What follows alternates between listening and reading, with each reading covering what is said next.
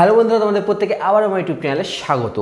আমরা প্রত্যেকে ত্রিভুজের ডেফিনেশন বা সংজ্ঞা কিন্তু প্রত্যেকে পড়েছি, যে তিনটি বাহু আছে যার এবং তিনটি অন্তস্থ কোণ আছে যার এইরকম টাইপের জ্যামিতিক চিত্রকে বা জ্যামিতিক আকারকে আমরা ত্রিভুজ বলে থাকি। বা অন্যরকমভাবে এটিও বলতে পারি যে তিনটি সরল রেখাংশ দ্বারা আবদ্ধ যে ক্ষেত্র, জ্যামিতিক ক্ষেত্র উৎপন্ন হয়, টুডির কথাই বলছি আমরা, সেই প্রকৃতির চিত্রকে আমরা ত্রিভুজ বলে থাকি। এখন এই ত্রিভুজ তার মানে আমাদের সেই হিসাবে আমরা দেখেছি যে ত্রিভুজ আকার ঠিক এইরকম টাইপের হয়ে থাকে।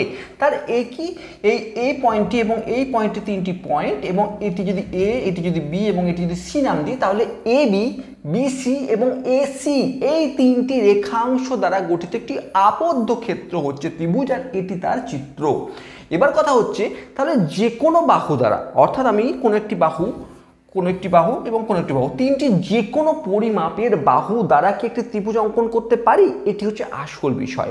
তাহলে আমরা মনে হতে পারে যে হ্যাঁ, ত্রিভুজ যখন তিনটি রেখাংশ দ্বারা গঠিত হয়, তাহলে যে কোনো পরিমাপের রেখাংশ নাও এবং রেখাংশ নিয়ে তাই সেখান থেকে ত্রিভুজ অঙ্কন করে দাও। তখন আমরা অনুভব করলাম না, যে কোনো দৈর্ঘ্যের আমরা কোনো রেখাংশ নিয়ে কিন্তু ত্রিভুজ অঙ্কন করতে পারি না। কেন পারি না, কোথায় প্রবলেম আসছে সেটি এবার প্রথমে বোঝার চেষ্টা করি। ধরো আমি বলছি যে এই পেন্সিলটা একটি বাহু, একটি রেখা অংশ, ঠিক আছে, যার এই পয়েন্টটি হচ্ছে একটি শীর্ষবিন্দু এবং এই পয়েন্টটি হচ্ছে আর একটি শীর্ষবিন্দু।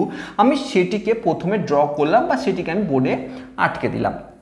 ঠিক আছে, এবার আমরা আরও দুটি বাহুকে নিয়ে আমরা আলোচনা করি। এবার ধরো আমরা আরও দুটি বাহু, আমরা বলি যে এই দুটি আমরা আরও দুটি রেখা অংশ বা বাহু নিয়ে আমরা কাজ করি। আমরা দেখতে পাচ্ছি যে এই শীর্ষবিন্দুর সঙ্গে আমরা এর শীর্ষবিন্দু আমি জয়েন করলাম, এবং এই শীর্ষবিন্দুর সঙ্গে এই শীর্ষবিন্দু জয়েন করে আমি যদি মেলাবার চেষ্টা করি, এই দুটি মাথা দেখছি খুব সুন্দরভাবে মিলে গেল এবং একটি ত্রিভুজের আকার কিন্তু গঠন হলো, যেখানে আমরা তিনটি রেখা অংশের শীর্ষবিন্দুগুলো মিলিত হয়ে কিন্তু একটি ত্রিভুজ অঙ্কিত হলো। কোনো প্রবলেম নেই। এবার বিষয় হচ্ছে, যদি আরেকটি আমি এক্সাম্পল নিয়ে দেখার চেষ্টা করি, ঠিক এই দুটি বাহু নিয়ে আমরা আলোচনা করছি। এখন এই বাহুটির এই শীর্ষবিন্দু এবং এর শীর্ষবিন্দু অ্যাড করলাম, আবার এর শীর্ষবিন্দু অ্যাড করলাম, এবং চেষ্টা করলাম যে এই যে বাকি দুটি শীর্ষবিন্দু সেটিকে অ্যাড করার। আমরা কোনো ক্রমে আমরা চেষ্টা করেও অনেক কাছে নিয়ে এসেও চেষ্টা করে আমরা কিন্তু ফেলিওর হয়ে গেলাম। আমরা দেখতে পেলাম যে এই শীর্ষবিন্দু যদি অ্যাড করে দিচ্ছি, তাহলে কিন্তু এই দুটি শীর্ষবিন্দু কিন্তু যুক্ত করতে পারছি না। আবার একই রকমভাবে আমরা অন্য বাহু দিয়েও এই কাজগুলি করতে পারি। ঠিক এক্ষেত্রে আমরা আরেকটি বাহু দ্বারাও কাজ করতে পারি। দেখো, আমরা এই দুটি বাহু অন্য মাপের আবার বাহু নিয়েছি, আমরা ঠিক একই রকমভাবে দেখতে পাচ্ছি। কোনোরূপভাবে দেখো, আমরা যতই কাছে নিয়ে আনার চেষ্টা করি, কিন্তু এদের কোনোরকমভাবে এই দুটি শীর্ষবিন্দু অ্যাড করে আমরা এই আকৃতির শেপ কিন্তু গঠন করতে পারছি না। আমাদের উদ্দেশ্য কি?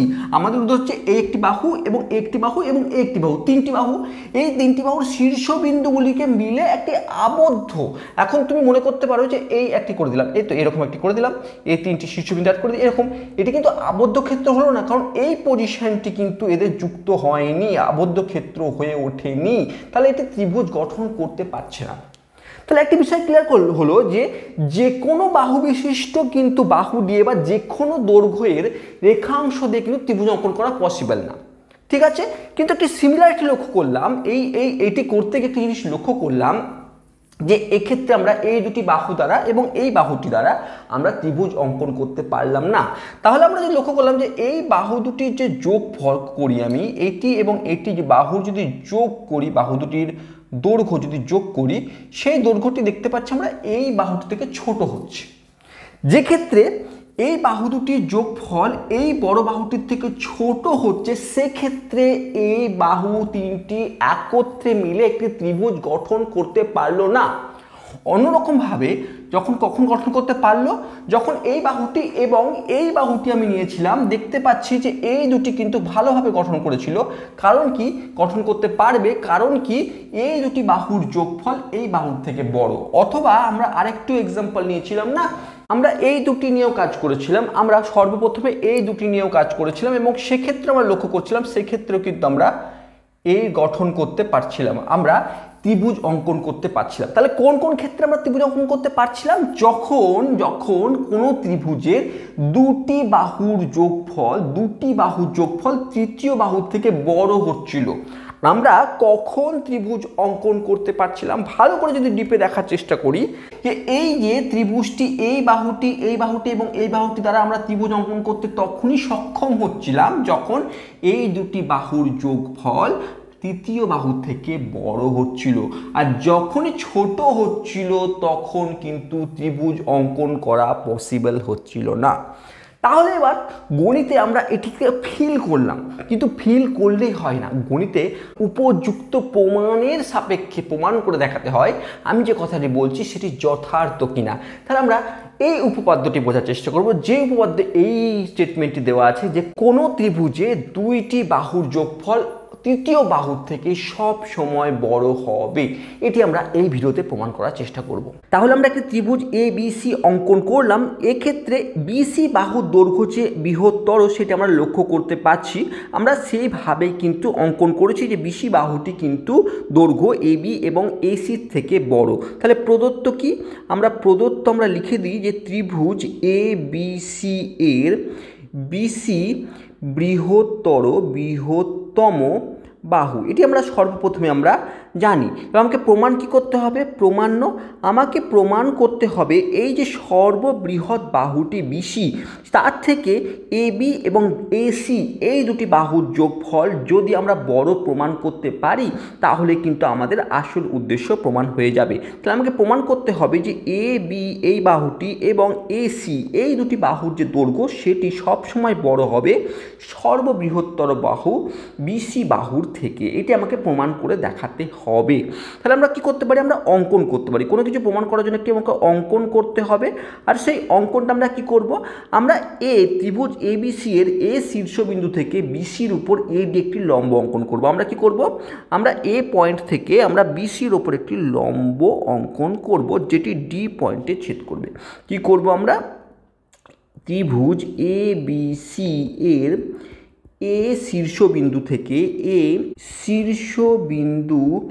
থেকে বিসি এর উপর লম্ব এডি অঙ্কন আমরা করে নিলাম, অঙ্কন করলাম। ঠিক আছে, আমরা একটি লম্ব অঙ্কন, অর্থাৎ অর্থ কি?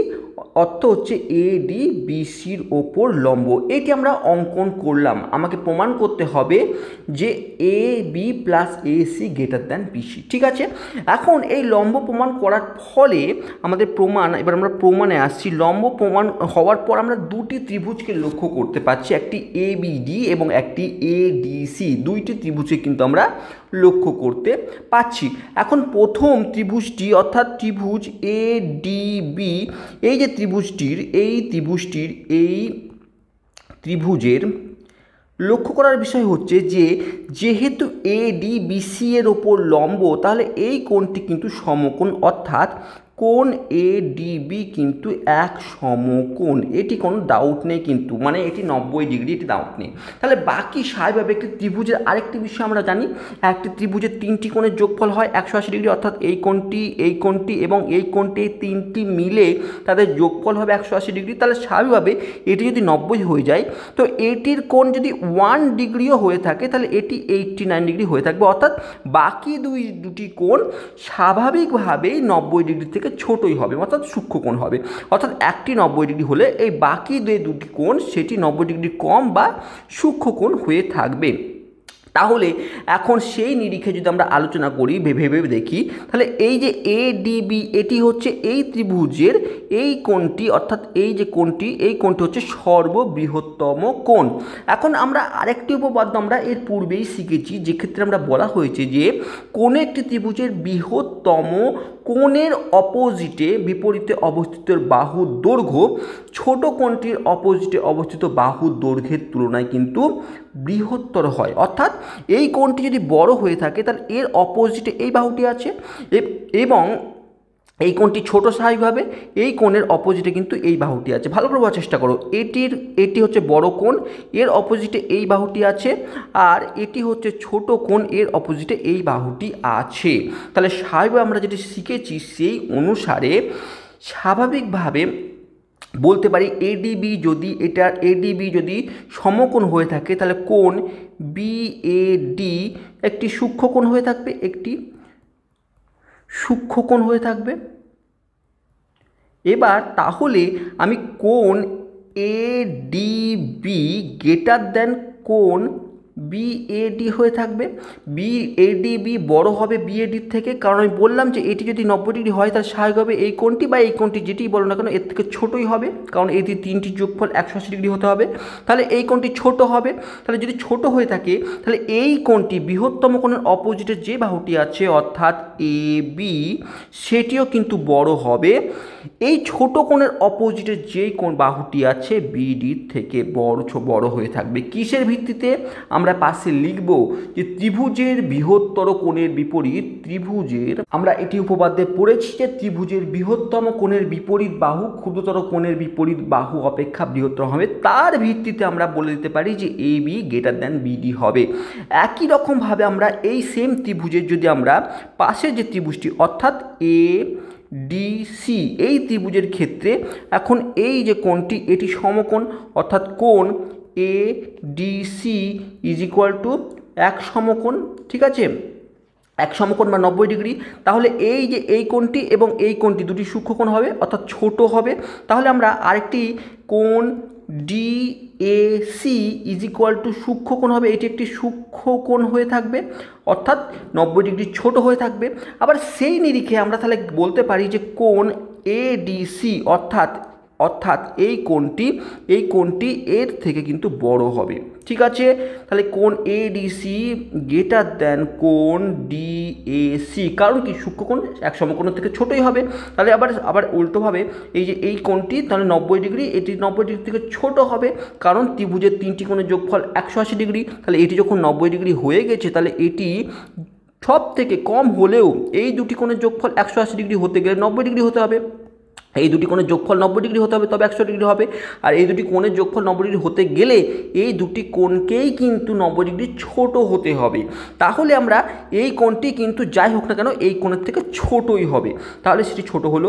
আবার এই যে এই একই পয়েন্টের নিরিখে আমরা বলতে পারি যে যদি বৃহত্তর কোণের অপোজিটে যে বাহুটি সেটি ক্ষুদ্রতর কোণের অপোজিটে বাহু থেকে বৃহত্তর হয়, সেই হিসাবে এডিসি মানে এই কোণটি, এর অপোজিটে কোণটি আছে, এর অপোজিটে এই বাহুটি আছে, এই বাহুটির দৈর্ঘ্য স্বাভাবিকভাবে বড় হবে এই বাহুটির থেকে, ঠিক আছে। তাহলে আমরা লিখতে পারি যে বাহু এর উপর ভিত্তি করে আমরা বলতে পারি যে এসি গ্রেটার দেন ডিসি। এটা আমরা 2 নম্বর লিখলাম, এখানে আমরা এটি 1 নম্বর দিলাম। তাহলে 1 নম্বরে 2 নম্বর থেকে কি পেলাম যে A B greater than BD এবং এসি গ্রেটার দেন ডিসি। এখন 1 এবং 2 যদি আমরা যোগ করে দিই, 1 এবং 2 যোগ করে আমরা কি পাচ্ছি দেখো, 1 ও 2 যোগ করে আমরা বামপক্ষ যোগ হবে, অর্থাৎ আমি বলতে পারি যে A B plus AC greater than, যেহেতু দুটিকে পজিটিভ আছে তাহলে গ্রেটার দেনের কোনো রূপ পরিবর্তন হবে না। এটা আমরা ছোটোবেলায় না শিখলেও বয়সকালে শিখেছি যে ইনইকুয়ালিটি সাইন তখনই পরিবর্তন হয় যখন নেগেটিভ মানে যখন পজিটিভ যোগ হয়, তখন ইনইকুয়ালিটি সাইনের কোনো পরিবর্তন হয় না। কিন্তু এই মুহূর্তে মনে রাখবো যে আমরা বাম দিক যোগ করছি, এ বি এসি যোগ করছি, গ্রেটার দেন চিহ্ন একই রেখে দিচ্ছি এবং বিডি প্লাস ডিসি অর্থাৎ ডান দিক রাখছি। এখন এবি প্লাস এসি যেটি আমাদের প্রমাণের বিষয়, এবি প্লাস এসি কিন্তু চলে এসেছে আর বিসি কিন্তু নেই। তাহলে বিডি প্লাস ডিসি অ্যাকচুয়ালি চিত্রে কাকে নির্ণয় করছে?